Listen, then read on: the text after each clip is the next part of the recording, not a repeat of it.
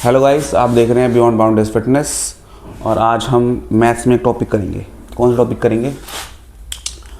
आज हम करेंगे इंटीग्रेशन। क्या करेंगे? इंटीग्रेशन। ठीक है। इंटीग्रेशन का मीनिंग क्या होता है? सबसे पहले हम इंटीग्रेशन का मीनिंग समझते हैं। इसका लिटरल मीनिंग क्या होता है?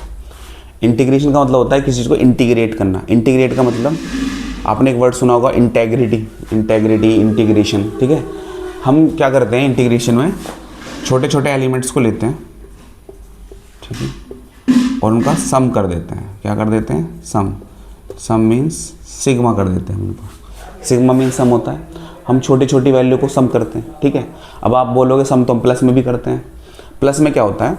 प्लस में हम करते हैं प्लस 1 को ऐड कर दिया, 2 को ऐड कर दिया, 3 को ऐड कर दिया, 4 को ऐड कर दिया, 5 को ऐड कर दिया। ये कॉन्स्टेंट नंबर्स हैं, इनको सिंपल हम ऐड कर सकते हैं। यहाँ पे इंटीग्रेशन की ज़रूरत नहीं है। ठीक है। लेकिन कुछ वैल्यूज़ हमारे पास होती हैं, जैसे हमारे पास है ये कर्व ऐसे इस तरह से जा रहा है। ठीक है। ये कर्व इस तरह से जा रहा है, मुझे ये वाला एरिया इंटीग्रेट करना है।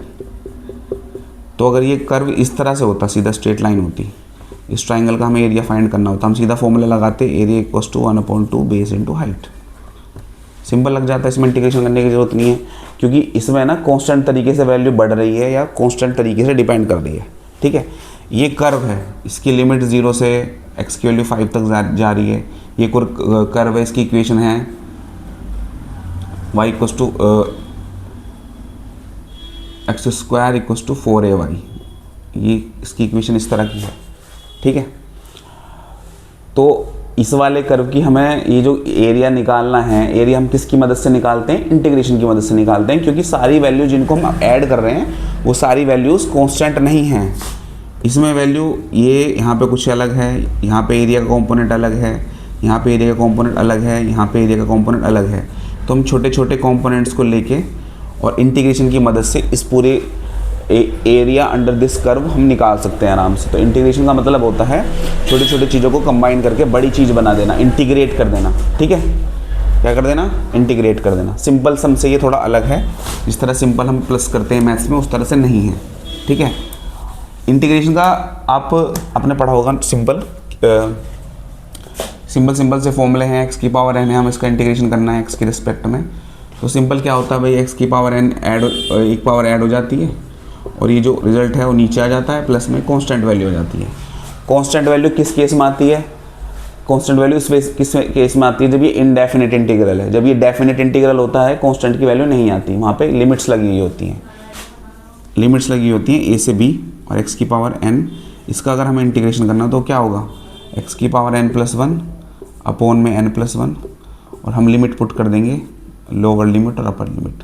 इसमें कांस्टेंट नहीं आता है, तो सोल्व कैसे करेंगे? 1/n+1 कॉमन आ जाएगा, b की पावर n+1 माइनस a की पावर n+1।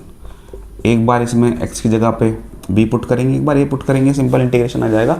ये डेफिनेट इंटीग्रल है, ये इनडेफिनेट इंटीग्रल है। इनडेफिनेट में हम कांस्टेंट लेते हैं अपने पास से। ठीक है। समझ आ गया? चलो, अब ये बेसिक फॉर्मूले तो सभी बता देते हैं, सबको ही आते हैं। तो चलो हम इसका एप्लीकेशन करते हैं। इंटीग्रेशन करते क्यों हैं, कैसे करते हैं, क्या करते हैं। ठीक है।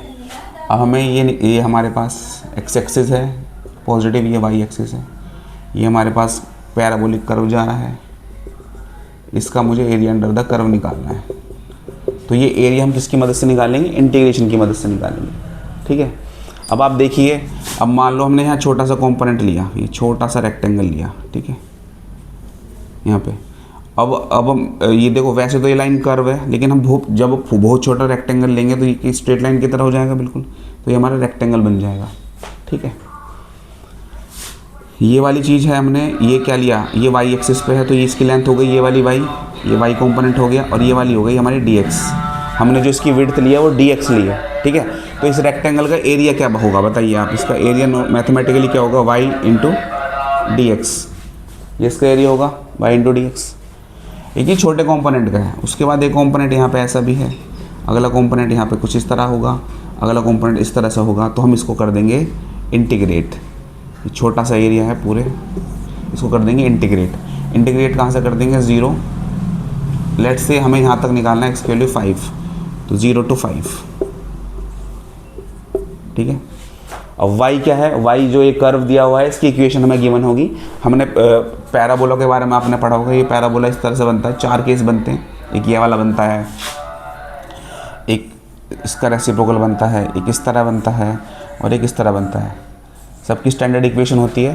पर्टिकुलरली अभी मैं इसकी बता देता हूँ। इसकी इक्वेशन हमें मान लो दी हुई है या फिर होती है 4ay = x², ठीक है, ये इसकी इक्वेशन होती है, ठीक है।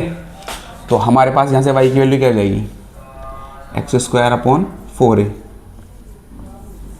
यहाँ पे हम y की जगह पर पुट कर देंगे x²/4a और इंटीग्रेशन कर देंगे dx। 4a हमारे लिए कांस्टेंट है तो ये इंटीग्रेशन से बाहर आ जाएगा, इंटीग्रल से। इसको हम, ये जो प्रोसेस है, ये जो इसको हम इंटीग्रेशन बोलते हैं, लेकिन इसको हम इंटीग्रल बोलते हैं टू बी प्रिसाइज। 4a बाहर आ जाएगा, इंटीग्रेशन x² का करेंगे तो क्या आएगा, x³ और लिमिट पुट कर देंगे 0 to 5। एक बार x की जगह पर हम 5 पुट करेंगे, एक बार हम 0 पुट करेंगे। इसको मैं इधर सोल्व कर देता हूँ।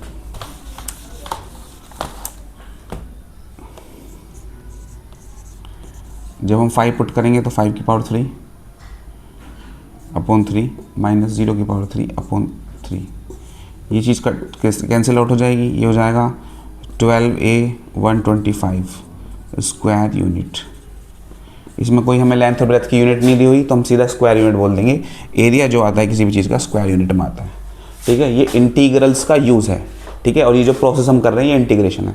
आपको समझ में आया? तो मेन इंटीग्रेशन जो हम करते हैं वो इसलिए ही करते हैं, छोटे छोटे एलिमेंट्स को हम समराइज़ करके एक बड़ी वैल्यू बनाते हैं, ठीक है। ये सिंपल सम से अलग है, ठीक है। अगली बार हम पढ़ेंगे डिफरेंशिएशन। बाय।